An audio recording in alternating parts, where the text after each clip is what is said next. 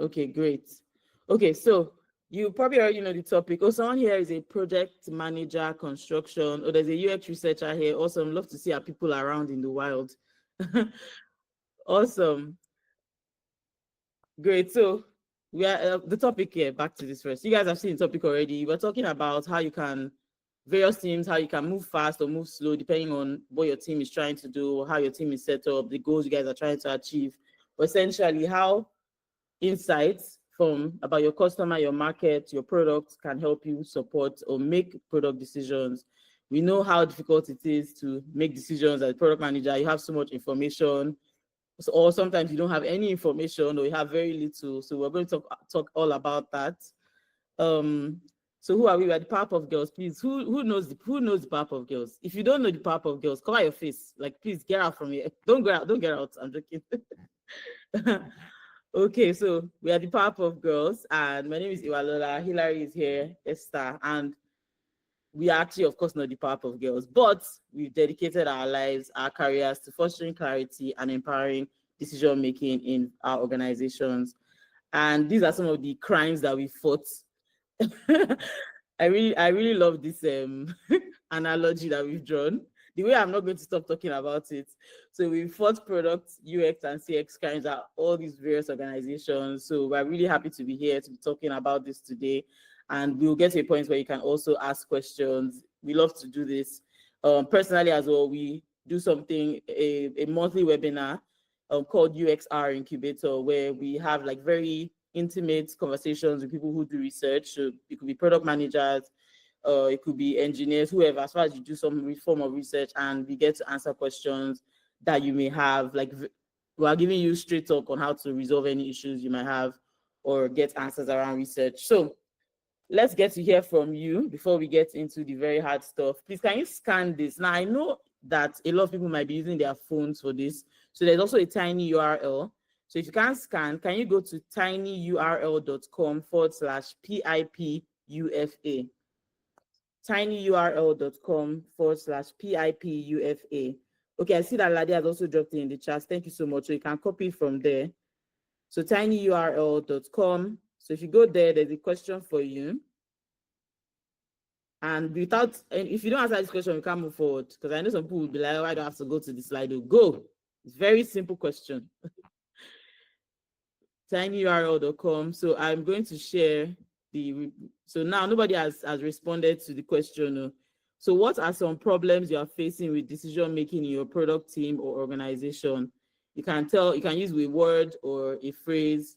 What are some problems you're facing with decision making in your product team or organization? You can type it in there.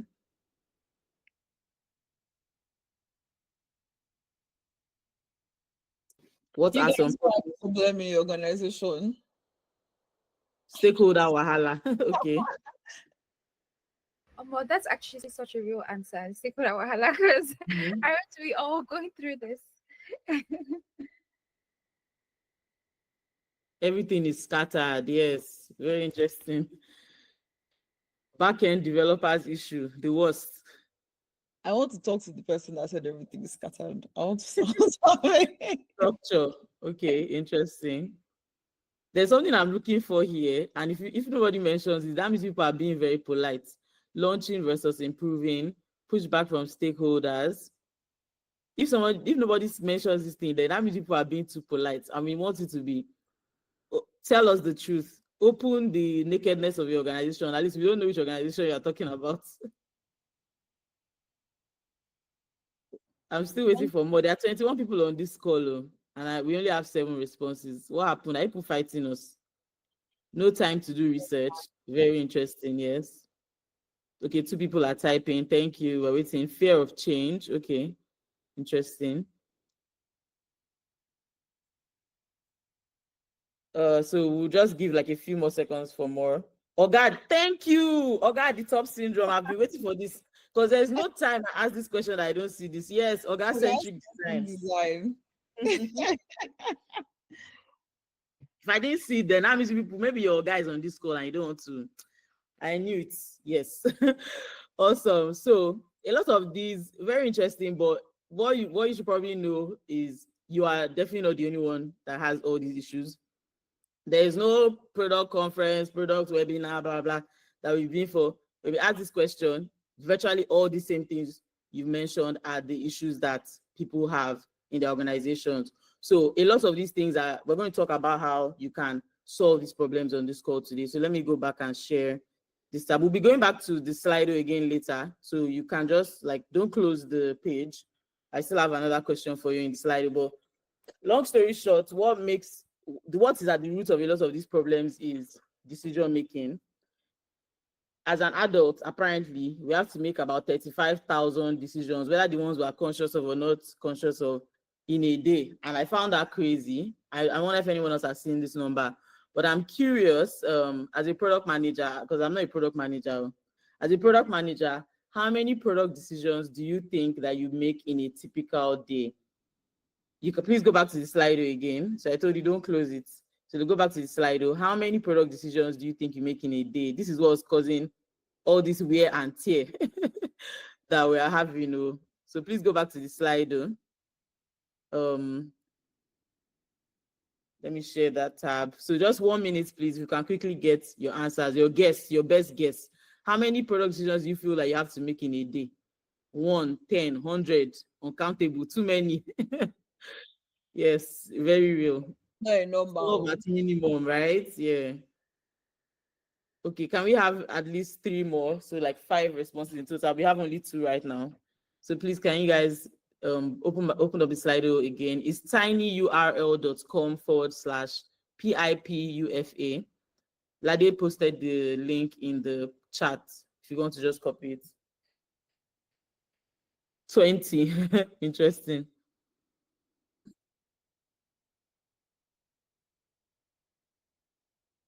So 2 more people are typing. Let's wait for their response. Okay, nice. Okay, 5. I'm not sure what stage it is. In some cases, you make a lot without really making any decision. True, so real. Different. Day 20, 12 at minimum, projects, too many teams. All right. Okay, let's go back to our topic. Let me share my screen again. Okay, yes, you can see my screen. There's no research that tells us how many product decisions product managers make in a day. But let's ask our Professor Utonium, again, back to the Powerpuff Girls analogy.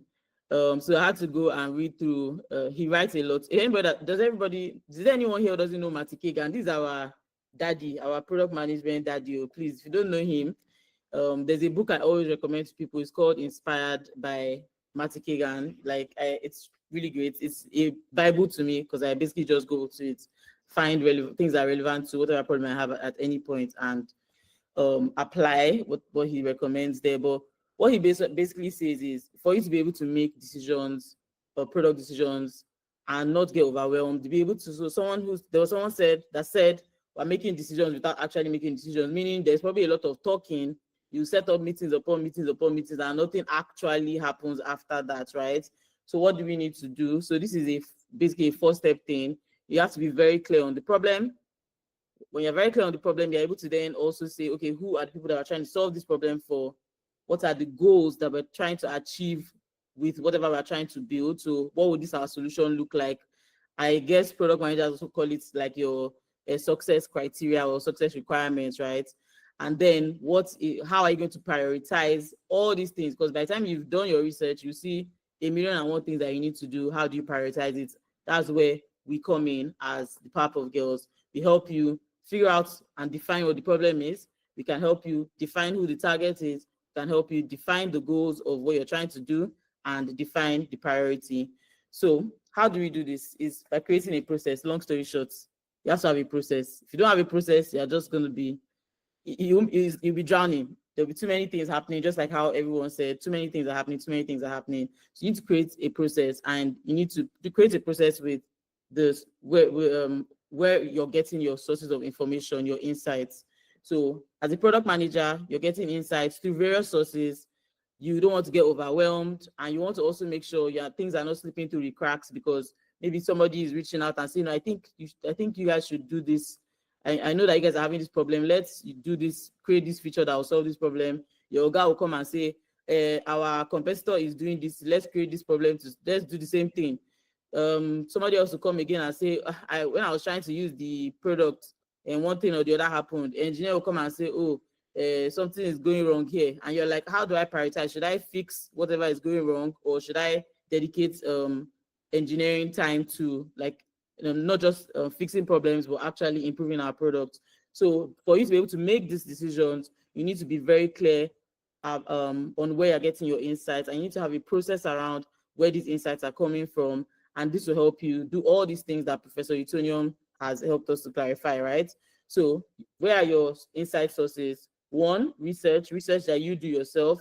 A lot of that might look like in person. If it's a B2B product, it could be going to your customers. If it's a hardware or software, whatever, you could be going to spending some time with them in a day or over a period, or having like periodic check-ins with them, figuring out what's going on.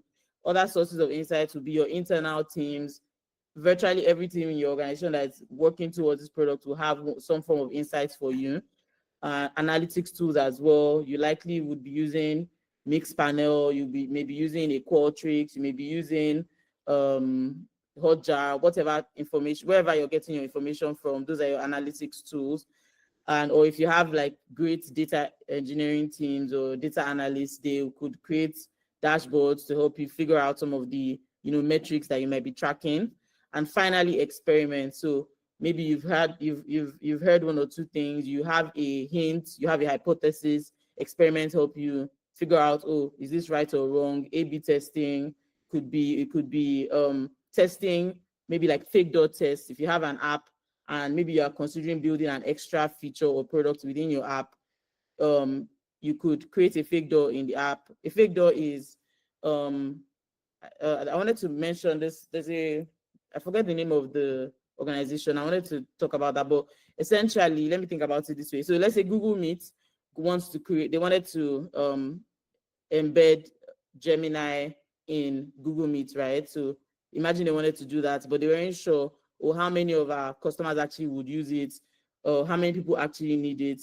What they could do is just put the Gemini symbol, or put a pop-up that comes up to say, and record this meeting, or create a summary of this meeting. Now, maybe they've not yet built out the feature, but if you click on it, and that's an indication that you're interested. So if they get enough people clicking on that fake dot test, they know, okay, this means that this is something that people actually want. We should go forward. If people are not clicking on it, then it means two things. Maybe you didn't do your experiments very well. Maybe it wasn't built very well, but it could also be that, yeah, this is not something that people care about or need. So one other thing I would say is, I know as a product manager, we've already established that there are so many sources of information. There are some that you don't even want them to message you on Slack again. If they message you again, I'm sure every time they message you, you want to sweat for them, like, okay, what's your problem exactly? But despite that, our best advice would be snuggle up to your sources. You guys will be best buds. So there's a lot of, if you listen to like Lenny's podcast or look at his read his newsletter, I've seen a lot of times whenever he asks product managers about how they handle getting feedback, like especially from internal teams. Do you want to say yes to you can't even say yes to every feature idea or every feedback that someone gives to you, but you can just, at least let them know that, okay, their feedback is taken, is understood, right? You can ask more questions to understand what is driving them to give you this feedback. They can share whatever insights they have. So it could be maybe interactions with a customer in the field randomly. Maybe they were out somewhere and they saw someone using the product and that had this challenge. You could also follow up and say, oh, would this person be willing to talk to me? You don't have to make a decision, yes or no. You're just saying, oh yeah, this is noted. I'm going to add it to my list. There's a spreadsheet that I like to keep. Or you can do a document too, but I like to keep a spreadsheet that says, it's basically esoteric questions, or basically it's a list of random things. You never know when you need it. It's basically a list of random things. They could be features, they could be ideas, and the need behind that idea or the feature or whatever. One day you realize that, oh, you need to like maybe do something similar. You will try and remember where you heard about this, and you may not be able to. So if you have that list, it basically tells you why this idea came to mind, what insights are backing this up, who you can talk to maybe, and like what steps you can take next. So yeah, basically be open to getting feedback, insights from like your sales team, customer relationship management. So usually the teams who send out communications, right? Marketing and growth teams, your customer support. Customer support is key because these guys, especially if their operations is well set up and they have a great way of tracking like customer complaints, tickets, and things like that, it could be very, very useful for you because that tells you if you could study like all the tickets and group them, you have a prioritization list basically because they are telling you this is the biggest problem for our customers. Remember though that not all customers have a problem and actually reach out. They will just abandon your product. So that's where UX also comes in. There are various tools that help you figure out where are people abandoning, where are they abandoning, what does the flow look like, things like that. So mixed panel, for instance, is a great one. People who help you set the context. I didn't want to call these orgas, but these context setters, that's basically orga because you can be working on something and your guy will come and tell you, please, we're not focused on making money this time. We want to be on tech about. So you are there trying to build a feature or a product that's going to help you make money. Meanwhile, your guy is focused on trending. So go and build the feature that will make you trend, not the one that will make money. Does that make sense? So your context setters are very important. After all, these are people that pay our salaries. So yes, it's also important to hear from them. And finally, engineering, of course. Princess, you said, is that AI? AI? Just saying, like, the people, they want to trend, so most people just want to put like AI in their product now, not because it's connects to anything, but like, yeah, the trend you spoke about. Yeah, that's so true. That's so true. AI driven, AI, we've tried. So I've been talking a lot. Let me hand over to Ladi to continue this conversation. So she'll be telling us more about this, and then Hilary will talk to us about some more things.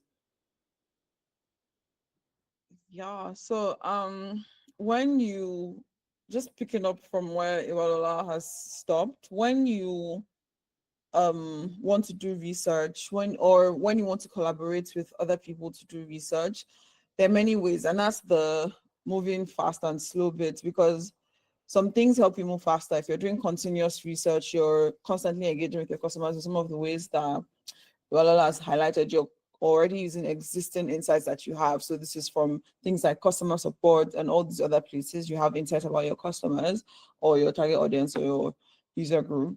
So that helps you move faster because you're constantly getting like little pieces of insights that can help you in moving in whatever direction you need to. And the other way of doing that is doing project-based research. So you have specific questions that you want to answer, you have a specific broad goal.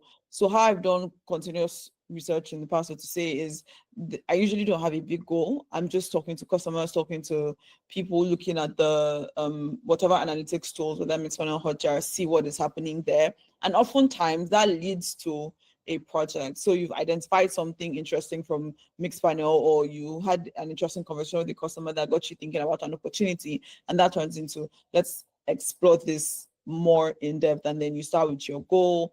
What do we want to do? What do we want to find out? What do we want to achieve? And then you think about who's the audience that can help us answer this question properly. I don't see the slides anymore. Oh yeah, so back here basically. So when you do when you find something interesting from your exploratory things, doing those continuous approaches, using those existing insight sources that we talked about, then you can then go on to a bigger, create your own projects, understand the problem or the goal and the target and all of those things. And after doing research, or not after, even before, you need to think about what is the problem area and how much do we know. This helps you decide what kind of approach to take, whether you need to do a whole project or you need to just do what is called research through design. So when you do research, you can do research about design, research for design, and research through design. And most times you're doing research for design, which is where you have this research heavy and research heavy projects, is where you don't really know what the problem is. You don't really have a lot of insights from your existing sources. And there's high risk of things going wrong if you make decisions based on wrong information or your assumptions. or things like that. So you're going to really need to do like a big project, really plan, really think about who do you want to talk to, what do you want to find out, when, how, and so on. But when you have high clarity about the problem, when you really understand already, whether through research that you have done before on your team, not assumptions, not the things that you just feel like perhaps maybe I just feel like, what are your sources? Believe me, bro, is not the one that we're talking about here. So when you're really sure based on insights that you've already gathered previously, and there's also high risk, then you want to do research through design. So you create more, this is usually more experimental, where you do multiple prototypes of things, test them, maybe test all these kinds of things. And then on the other side, I don't spend too much time on that, but like basically you can, if it's low risk, you have high insights, you can as well just ship and measure. Because, so for example, if you're like, I think that the copy on our website is not converting well enough, if we change it, we will convert. That's not a big, it's very easy to change and change it back. So you can just ship and measure. But you do have to create the boundaries of what you expect to see. So you can't just be like, oh, we believe it will work, and then you don't define what does that mean. You don't say that, oh, if you see 10% increase in conversion over the next 2 weeks, then it's working. You have to define that before you do ship and measure. If you're doing ship and measure, you have to define success before you actually launch whatever it is you're shipping. And yeah.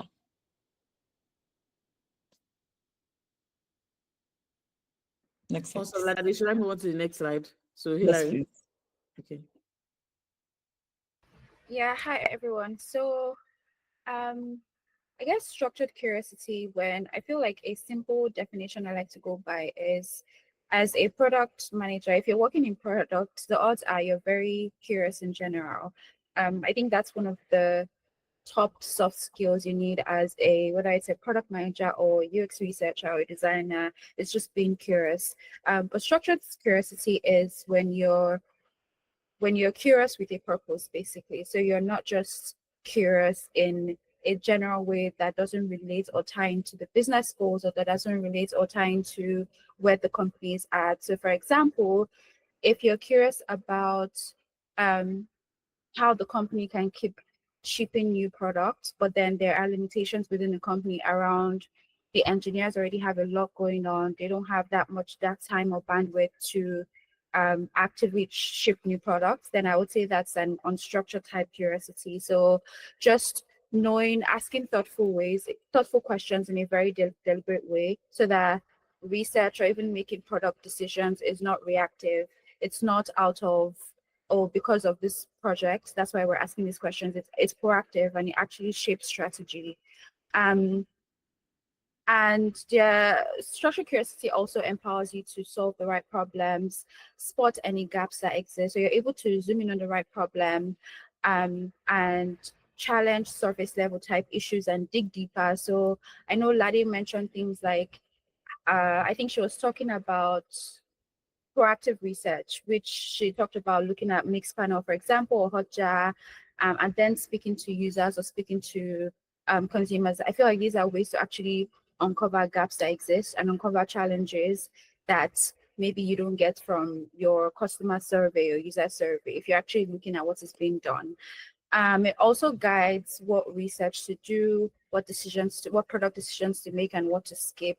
And it helps you clarify your decision points. So you move from being like, this feels like a good idea, to, we're confident in making this decision or pursuing this idea because X, Y, and Z. So you actually have a plan or some sort of data to back up whatever it is that you're trying to do. Yeah, I think I already covered all of this. Make better decisions. But I'm very curious to know what your super secret extra ingredient is.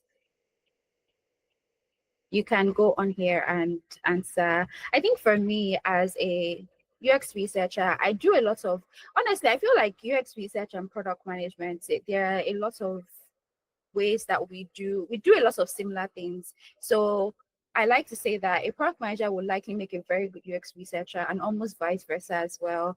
But as a UX researcher, I would say that so I always say curiosity is actually my superpower, my extra ingredients, my special sauce. But beyond that, not just being curious about the product or being curious about the company or being curious about users. I'm always also curious about stakeholders I work with, because one thing that's very important, whether you're a product manager or UX researcher, is stakeholder alignment. I mean, we talked about the entire stakeholder issue that we all go through. Stakeholder alignment is so important. And so I'm always curious about the stakeholders I work with. I try to develop relationships with them. I'm a voice. Honestly, this is key as well. Who wrote Amiibo? I want to hear more about this. How does it help you? How is it your special sauce that you bring into product decisions? I'm the one that actually wrote that. I knew it. And I think it's extra because it's like curiosity times 100. So you're curious, you want to know on a surface level and maybe even deeper. But because of Amiibo, like you really want to now know, like, how did you get here? You know, they tell product manager, ask 5 whys to get to the root of the problem. But because of Amiibo, you will go past the whys and go deep and deep. Before you know, you're uncovering something like you didn't come there for that thing, but you're living there with something. So that's why Amiibo is my own extra ingredient, because I really want to know, like, how did this happen? And it has really, really helped me while, doing interviews. So yeah, that's why. Yeah, I think a lot of so I see empathy. Empathy is super important. Asking too many questions, wanting to understand the cause of the problem. I can tell that a lot of people here work in product or are good product managers, because I feel like these are good special ingredients to have. It's asking too many questions, wanting to know the cause of the problem or the root of the problem. We always say that a problem how do they say it's half known is half solved? I'm pretty sure. I don't think half what? Problem shared is half solved or something like that. Yeah, something like that, Sha. But I feel like sometimes there are certain product managers or people that work in product that focus more on the solutions than the problem. But it's so important to understand the problem, because half the time, or sometimes you realize that your problem is even something that has been solved in the past, or maybe like is something that you already have a report for, like someone has done something on that before, or maybe the problem isn't that important, maybe it doesn't relate to the overall company goals, and then you're like, okay, then we don't need to pursue this problem in the way that we're trying to. Okay, crying when you're overwhelmed, I don't know that that's a special sauce, because how does that help your career? Honestly, I feel like that would just make people think that you don't know how to maintain emotional, especially if you're crying in front of people. That would be crazy. Imagine everything like this and someone was just crying because work was hard or they were struggling with something. Like, please, can I say something? Did anyone else see the tweet about how they said their Oga's retention strategy is crying? How Please, so? basically, How anybody that wants to leave, then by the time they're going to tell her that, please, madam, I'm going, she'll just start crying. You have to stay. I'm like, what? Oversabi. I'm very curious about this Oversabi one, because I do think that one part of curiosity, or like one thing I tie to curiosity, is approaching everything with like genuine curiosity, in a way that even if I know some things, or even if I know this very well, I'm approaching it like I know little to nothing about it, so I can actually know what other perspectives exist. So I wonder how Oversabi works for you as a product manager or someone that works in product. Is the person that said Oversabi on here?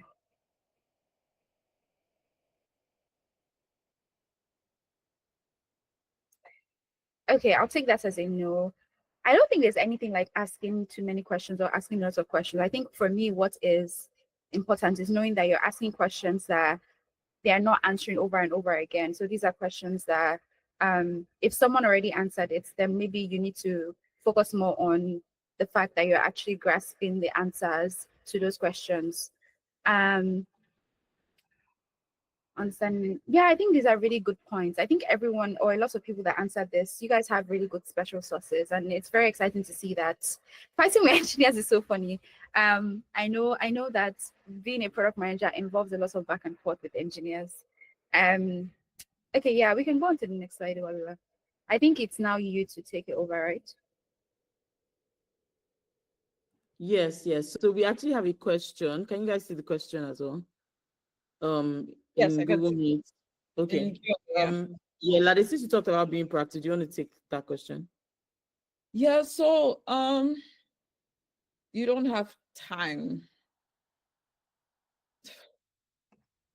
The thing with when people say they don't have time is like it's very hard because you can actually not have time, but sometimes you actually have time, but you don't know that you have time. So imagine that, for example, you want to be proactive. I feel like you can squeeze out 5 or 10 minutes in some points before your meeting, or that weird time in between meetings where nothing's really happening. You can use 10 minutes to look at Mixpanel or Hotjar or something and find something interesting there.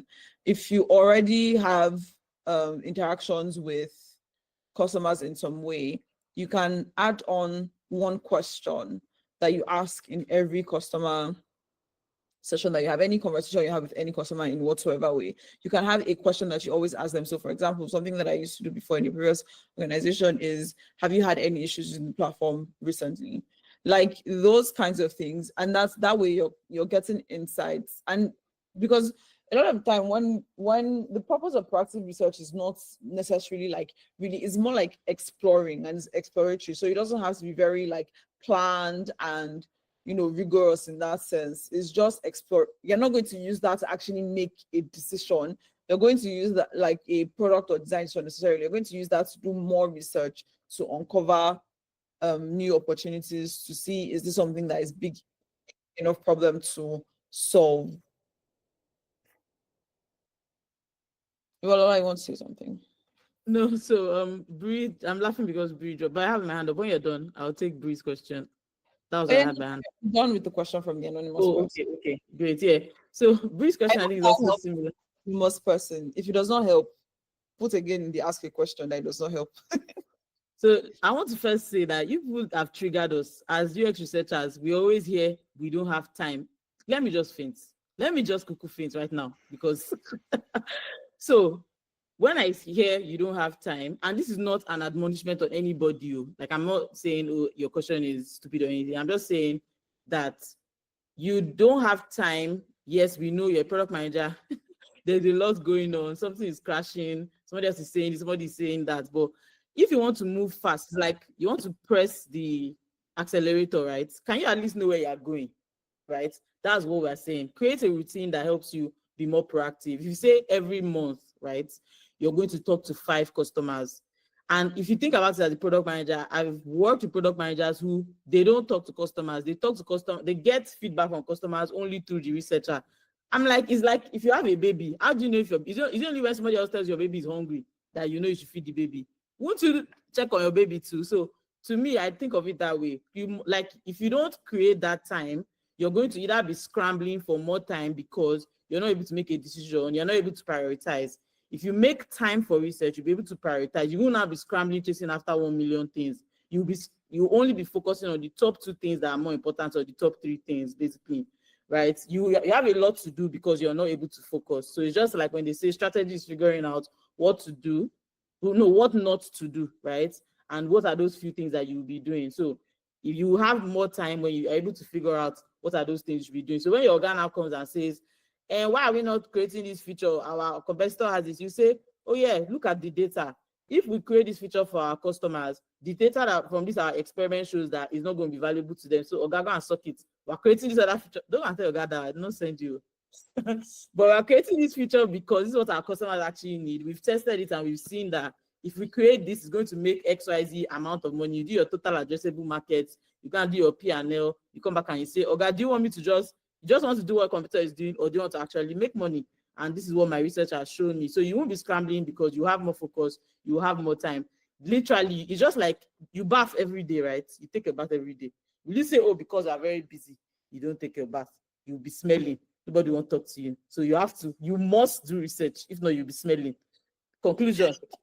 I also want to say that my hot take is that as a product manager, your job is not actually to do research, hire a UX researcher. Your job is to be involved in research. You're not supposed to necessarily be doing the kind of research that we're talking about, where you're like creating a research plan, all of those things. You're supposed to contribute to the creation of that plan. What do you want to know? What do you want to find out? Who do you want to talk to? And the researcher is the one who is supposed to do the actual research. So hire a researcher. The thing that we're trying to say with like, where do you come in, is in that continuous conversation and feedback from users. So like, you have, like, if you're not meeting with your users in some way, that's very strange. But so if it's like the example I gave earlier, that you have a conversation with a customer and it's just, what challenge have you had with the products this week or today or something? You look at mixed panel, you look at, and those are the things that you do in collaboration with other people. So it's not like, oh, we're saying go and be a researcher. No, research is a very specific thing with specific set of skills. There are ways to ask questions, there are ways to craft questions and things like that. You can't just go and just ask any question and say you've done research, because sometimes it's better to actually not do research than to do bad research, because doing bad research gives you bad insights and you're making bad decisions based on your bad insights, and then you be like, oh, research doesn't work. It's not that research doesn't work. You didn't do it right. That's why it didn't work. Okay, I want to answer the second part of okay, we have another question, but I didn't answer the second part of the Q&A of Bree's question. The second part was, how do you know at what point can you be comfortable that you have done good to go research? And in general, I'll say when you're confident in the answer, when you are confident on what to do next, when you're not scrambling, when you're not having all those issues, when you're not fighting with your oga because you literally are able to tell them we should go this way because XYZ information, XYZ insight, XYZ data tells me we should go this way. When you're able to confidently say that this is the way we should be going, that's when you've done good research. But again, like Ladi explained to us, there are times when sometimes you just have to ship it and experiment. Just ship it and see what works. It's not every single thing that you have to do like an elaborate project. So there are times when, just like Ladi said, it's low risk to ship it, and maybe when you ship it, you can get insights afterwards. Or maybe you do A/B testing, you ship one type to one set of customers, another type of design to another set of customers. You test and you see what happens, right? So there are various things. So this 2x2 matrix really helps. This one, let me go back to it. You figure out. It's not every time you have to do one elaborate research project. There are time, of course, if there's high clarity on the problem, but the risk is also very high, please allow your product designers to go and maybe redesign the flow and all those things. Don't just go and redesign the flow with ChatGPT. ChatGPT will tell you nonsense at crucial times, right? So there are times when, okay, maybe if you have low clarity means you don't even know what to do.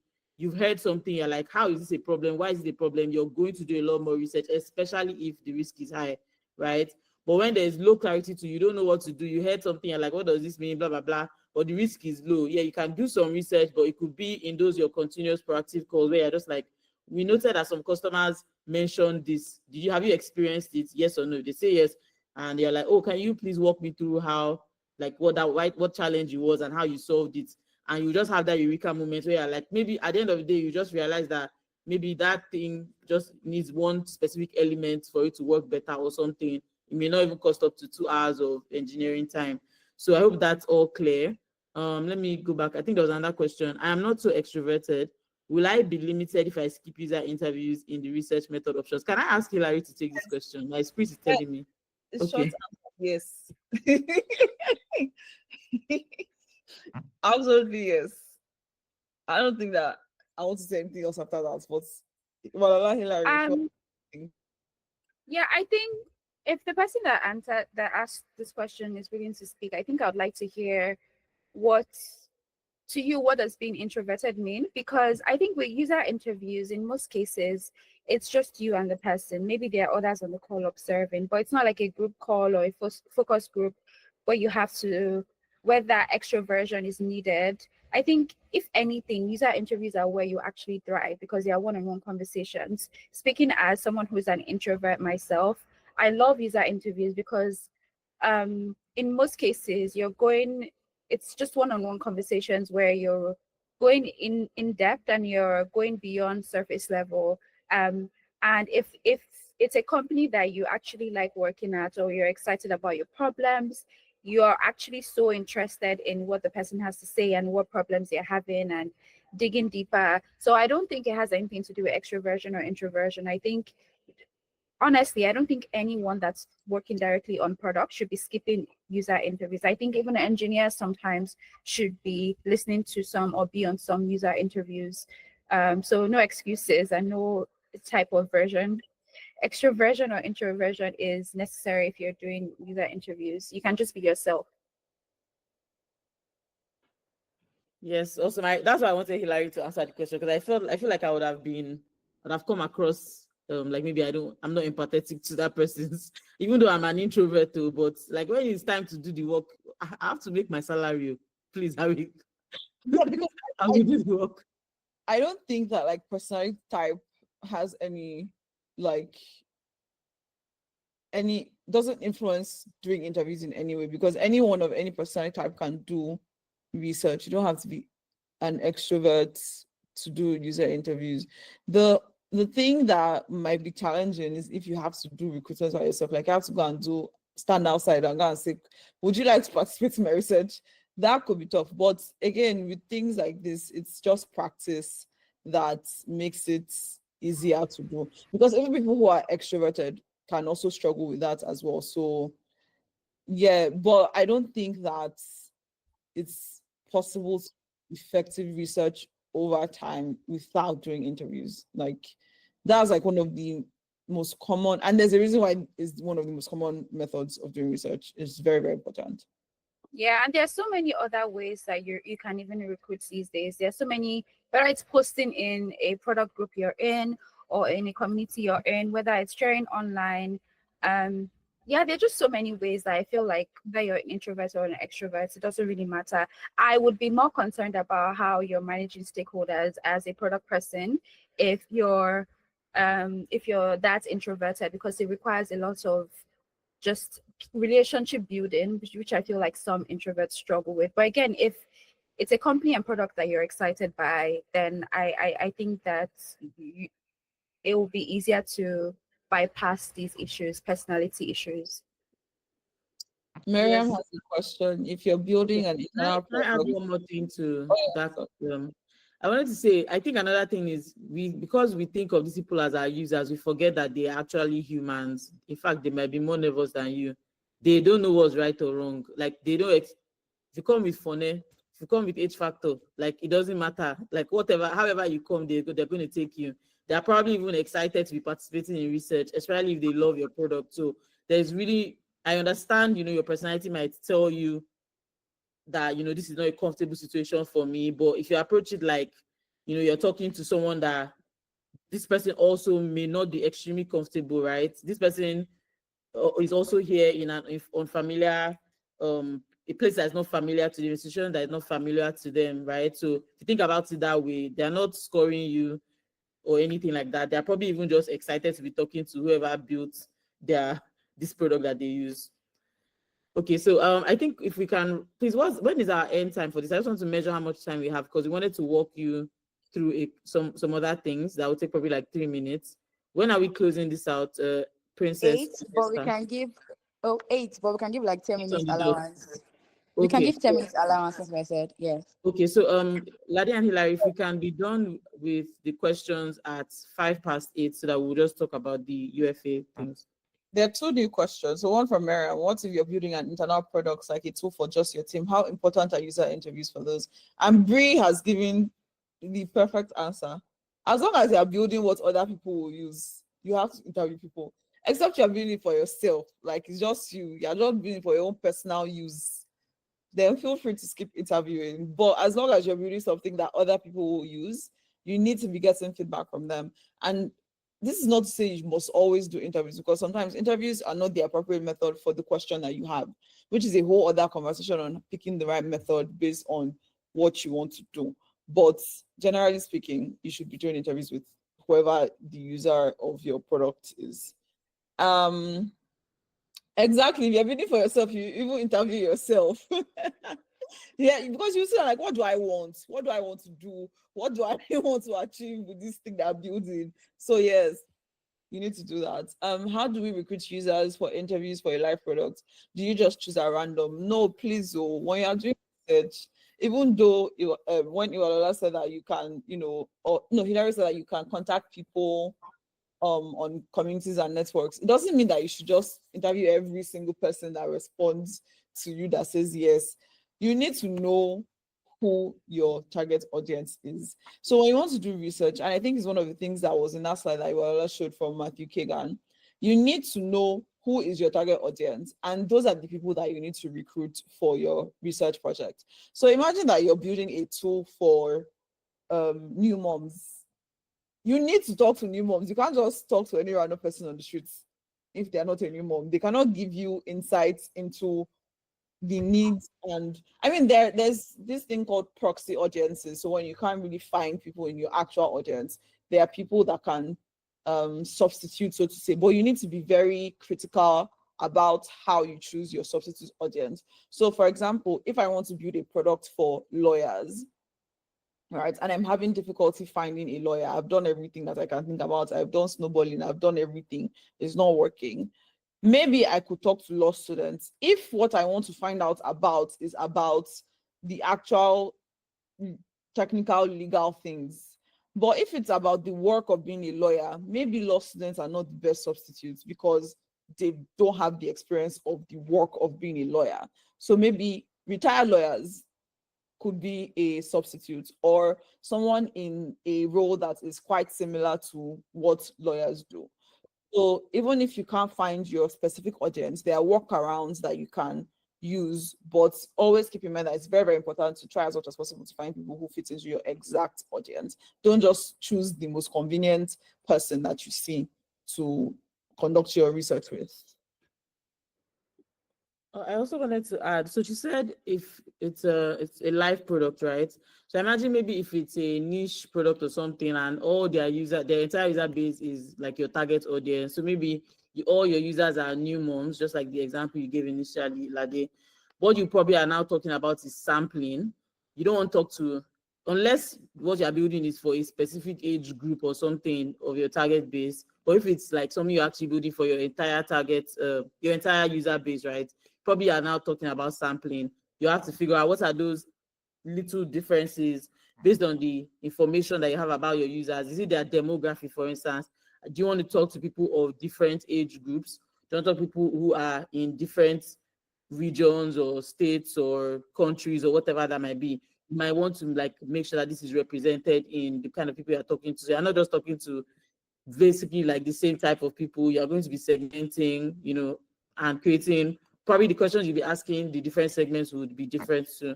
So Ladi has something to add to this. Yeah, so if that's the angle that you're coming from, thanks for bringing that up because I get to come up with that. But if the angle you're coming from is okay, I have access to all these people, well, how do I know who to choose? It also goes back to what is your goal, what you want to find out, and everything. And in addition to demographic things, it could also be in behavioral things. So maybe you want to talk to people who just started using your product versus people who have been using your product for however long, 5 years, 3 years, whatever. Maybe you want to talk to people who are, and this is where analytic tools can be helpful. So maybe you want to talk to people who are using the product 3 times a week versus people who are using it once a week or once a month. So you need to think about what do you want to find out precisely. So for example, if your research goal is to understand why are people not using a specific feature, you can't recruit people who use that feature because it doesn't tell you why people are not using the feature. Or you could also recruit people who are using the feature to understand why they are using the feature, right? So you need to think about those kinds of things as well. Awesome. I hope we answered the question. Is there anyone else who wants to ask a question with their mouse or follow-up question? You can drop it in the Q&A or the chat. If not, we have one more thing we want to share with you. If you don't ask a question, does that mean that we're amazing and we broke this down fully? We're the power of girls, to be honest.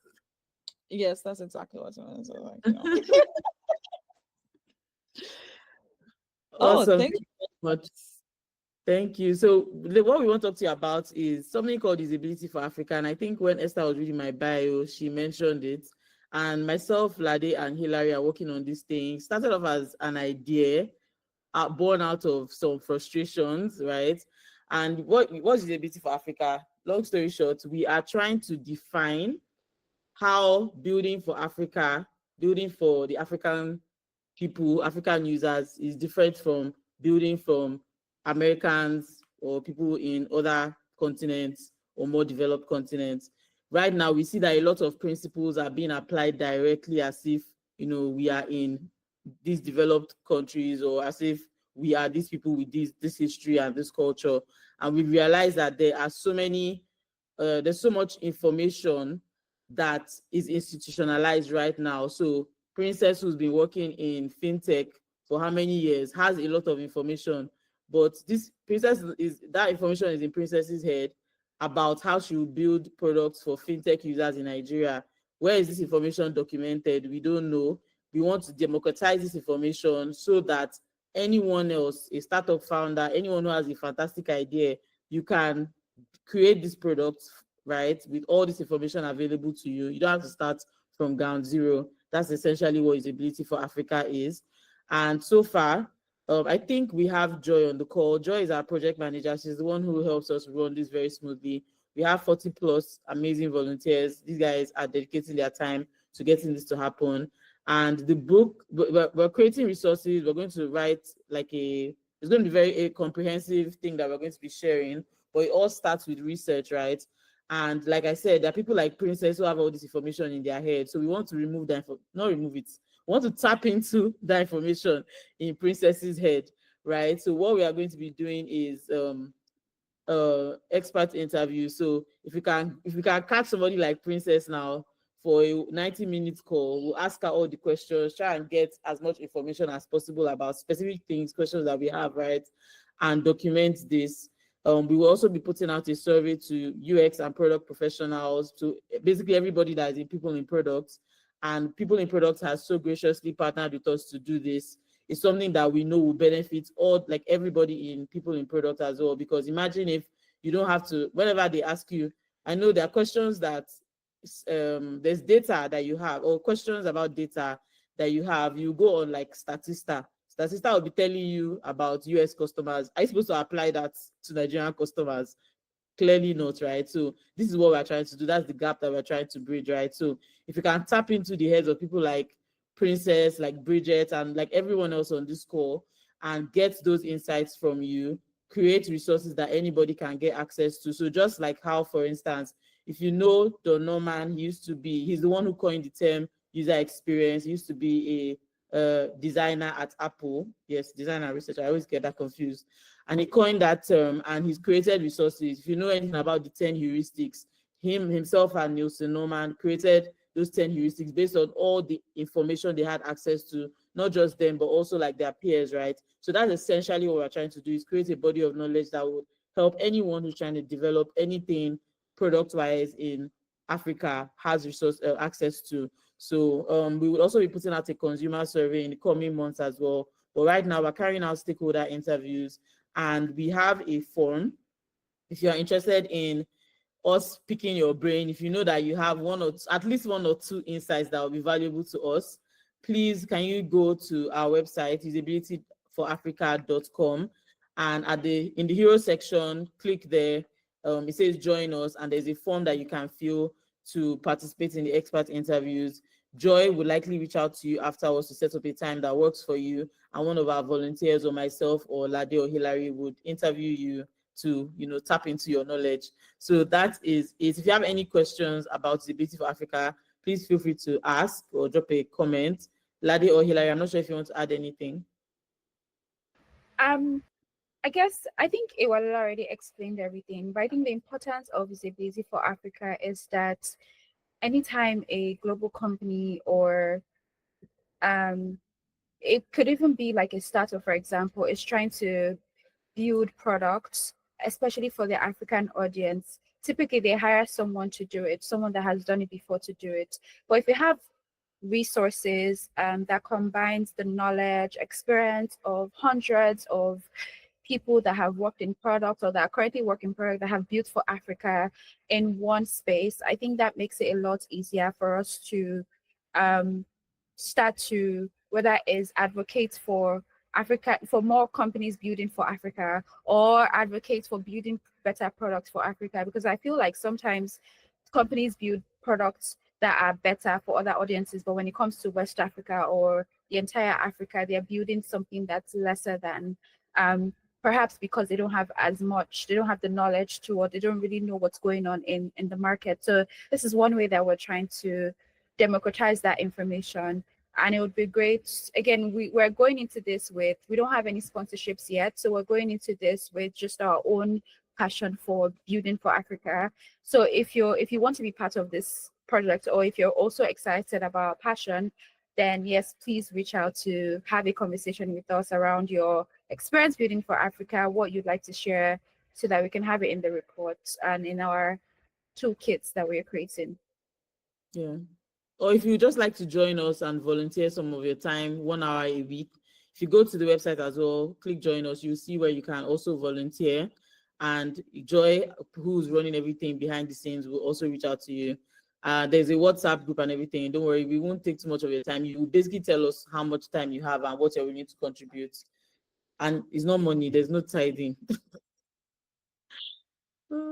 Also, Ladi, do you want to add anything else? Okay. Does anyone have So questions I think about the Disability for Africa project? I wanted to know quickly if anyone has had any questions. But Iwala, you can go on. Oh yeah, no, that's it. I wanted to ask if Esther or Princess want to end the call. But if you guys can also reach out to us on LinkedIn, or yeah, LinkedIn basically. If you have any questions that maybe you were too shy to ask, but don't be shy. We are not shy. We're the power of girls. I have to say it Yes, again. yes, yes.